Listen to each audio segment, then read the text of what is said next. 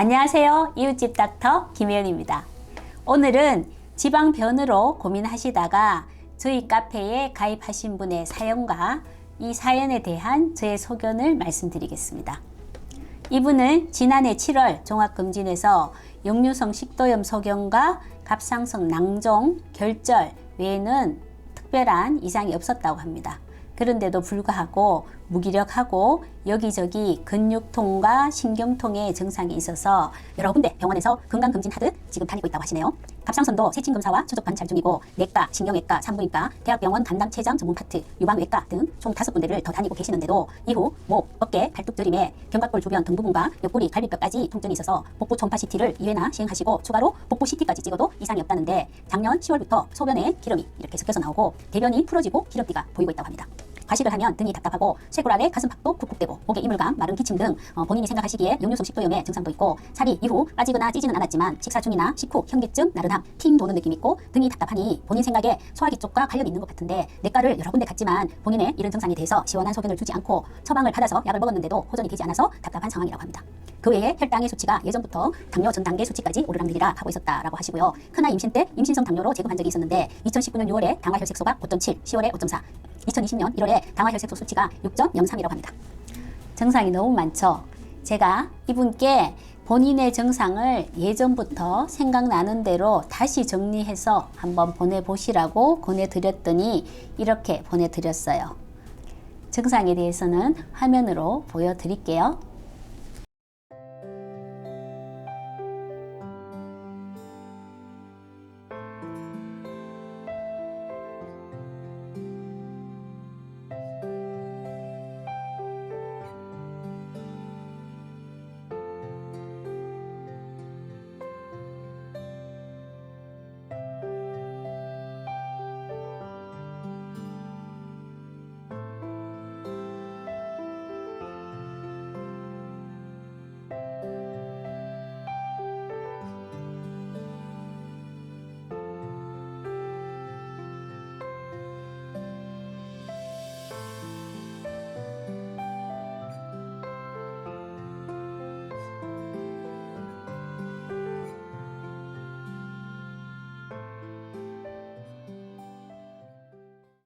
엄청 증상이 길죠.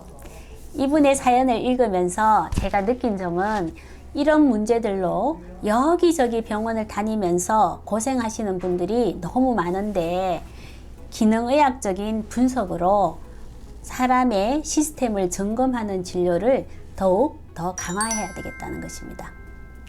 이분의 증상을 보면 증상이 아주 많고 여러 가지가 마구 꼬여 있는 것 같지만 이분의 문제점을 정리해 보면 크게 5가지로 정리할 수가 있습니다. 첫 번째, 변과 소변에서 지방이 섞여 나온다는 것입니다. 관련 증상으로 역류성 식도염, 견갑골과 옆구리의 통증, 점액이 섞인 변도 있어요. 두 번째 문제는 공복혈당 증가와 당화혈색소 증가예요. 당화혈색소가 5.7 이상이면 지나간 3개월 동안 평균 혈당이 높았다라고 보시면 됩니다. 이분의 세 번째 문제점은 여기저기 관절에 통증과 저림이 있다는 것이고 네 번째, 갑상선 수치 이상과 갑상선에 낭종이 있다라는 것입니다. 다섯 번째, 이분은 작년 6월에 큰 충격과 스트레스로 부신의 기능이 떨어진 듯 합니다. 제가 이분을 뵙지는 않았지만 유전적으로 위장 관계와 췌장의 기능이 약하실 것으로 생각이 돼요. 위장에서 섭취한 음식을 분해해서 흡수하는 기능이 떨어지다 보니 단백질이나 지방에 비해서 쉽게 에너지를 낼 수 있는 탄수화물의 섭취가 늘어나고 그로 인해서 공복혈당과 당화혈색소가 올라가 있어요. 이분이 여기저기 통증이 생기는 원인은 장누수 증후군으로 인해서 내독소 반응이 일어난 때문이라고 생각이 되고 장에서 유래된 자가 면역 반응으로 인해서 갑상선에서도 염증이 생겼을 것으로 생각이 됩니다. 겨우겨우 유지해 오던 에너지 체계가 작년 6월에 겪었던 일로 인한 충격과 스트레스로 무너져 내린 듯해요. 부신에서 분비되는 코티졸이라는 호르몬은 스트레스에도 대응하지만 몸 안에서 생긴 염증에 대해서도 항염증 작용을 하거든요. 그래서 작년 8월부터 변에 이상이 생기신 거죠. 6월에 겪은 스트레스가 8월부터 생긴 지방변과 어떤 관련이 있을까라고 생각할 수 있지만 우리 몸은 이와 같이 각각의 시스템이 상호 연관을 미치면서 작동하고 있답니다. 이분의 사연을 들어보면 췌장 쪽에 병이 걱정이 되어서 CT까지 찍었는데도 큰 병이 아닐까라는 걱정을 하시느라 안 그래도 약해진 부신의 기능이 더 떨어지고 있을 것 같아요. 이분께 제일 먼저 권해드리는 것은 기능의학 진료를 하는 병원을 아침에 공복 상태로 방문을 하셔서 소화 흡수 기능을 검사하는 혈액 검사를 해보시기를 권해드려요.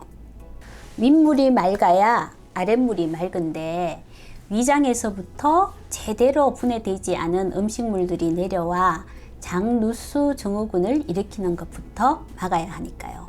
바로 지금부터 입에서 죽으로 만들어서 내려보낸다는 느낌으로 꼭꼭 씹어서 드셔야 하고 식사 전과 후 1시간 동안에는 물을 드시지 마세요.